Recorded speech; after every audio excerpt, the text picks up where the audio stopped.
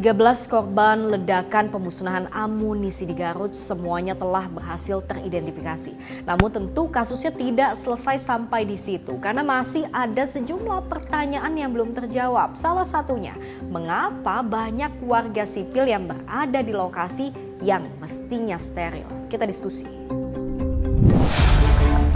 TKP di Desa Sagara, Kecamatan Cibalong, Kabupaten Garut menjadi saksi dari hilangnya nyawa 4 personil TNI dan 9 warga sipil dalam ledakan pemusnahan amunisi Senin kemarin. Namun banyaknya warga sipil di lokasi kejadian yang mestinya dijaga steril menyisakan sejumlah pertanyaan. Benarkah warga mendekat untuk mengumpulkan selongsong bahan peledak yang bernilai ekonomi? Keluarga salah satu korban tewas menegaskan para korban yang tewas bukanlah pemulung. Mereka dipekerjakan alias diupah sebagai imbalan membuka peluru dan selongsong amunisi yang hendak dimusnahkan. Kami luruskan untuk teman-teman yang ada di manapun, kami luruskan mereka yang 9 orang. Yang 9 orang yang ada di lokasi kejadian tersebut itu bukan pemulung, Pak ya. Satu kali lagi saya sampaikan, dia atau mereka bukan pemulung, tetapi mereka dipekerjakan.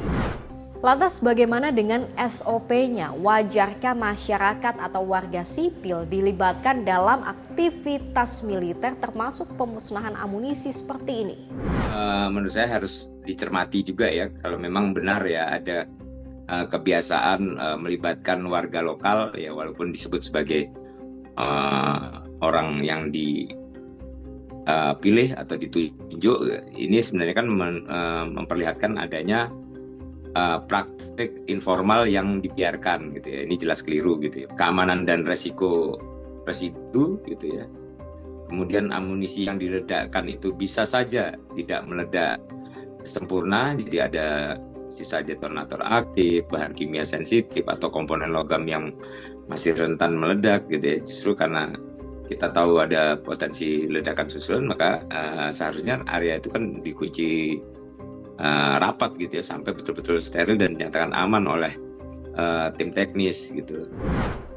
Fakta ini pun sontak jadi sorotan banyak pihak. Investigasi mendesak untuk dilakukan.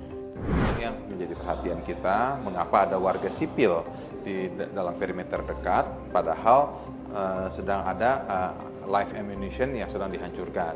Nah, SOP ini yang menjadi pertanyaan, akan tapi sebelum kita bertindak lebih jauh, sebelum kita melakukan putusan yang lebih dalam, harus dilakukan investigasi yang mendalam, investigasi yang secara detail, dan itu dilaporkan secara berkala kepada masyarakat, sehingga semua orang tahu persis akan duduk persoalan. Kita memanggil, kita akan segera. Tentu mudah-mudahan sebelum masa sidang ini, kalau udah masa sidang depan kan nanti sudah ini bukan soal hangat atau tidak, tapi ini soal kemanusiaan dan soal strategi. Kalau seteledor ini potensi bisa terjadi di mana-mana. Dan kemarin itu ada kolonel yang gugur, ada mayor yang gugur, ada masyarakat sipil yang wafat. Ini semua tentu kita semua berduka dan ini tidak boleh lagi terjadi. Jenazah salah satu korban tewas, Endang Rahmat, warga Singajaya, akhirnya tiba di kampung halamannya untuk dimakamkan. Diiringi isak tangis istri, anak, dan keluarga, korban dikenal sebagai sosok ayah yang rela bekerja keras demi menyekolahkan ketiga anak. Sebanyak 13 jenazah korban ledakan amunisi telah berhasil diidentifikasi dan dikembalikan kepada pihak keluarga. 13 nyawa melayang sia-sia. Investigasi menyeluruh mesti segera dilakukan. Benarkah semata-mata hanya akibat kurang pengawasan atau ada dugaan penyimpangan hukum yang jauh lebih mengkhawatirkan? Lebih jauh dari sekedar persoalan pengawasan ya. Ini soal potensi penyimpangan, soal potensi penyalahgunaan kewenangan gitu ya, karena ada motif ekonomi yang mungkin didapat gitu ya dari pengelolaan material bekas amunisi yang dimusnahkan ini.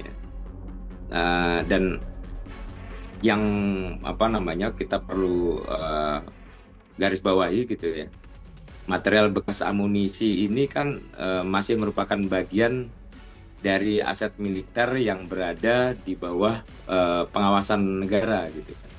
Artinya pemanfaatan material ini ya, baik pengumpulannya, kemudian pengalihan materialnya gitu ya, ini kan berarti tidak boleh sembarangan mestinya ya. Nah kalau material militer ini dialihkan secara tidak sah atau diberikan dan tanda kutip kepada warga tanpa dokumen yang valid, ya tadi ya, ini bisa mengindikasikan adanya pelanggaran hukum dan ya patut dicurigai ada celah korupsi. Selain ganti rugi, jaminan biaya hidup sampai biaya pendidikan, yang terpenting dan terutama bagi keluarga korban adalah keadilan. Salah satunya dengan membuka investigasi kasus ini secara transparan. Mesti ada pihak yang bertanggung jawab supaya kasus yang membuat nyawa melayang ini tidak lagi terulang. Saya Sylvia, kita lanjut diskusi di kolom komentar.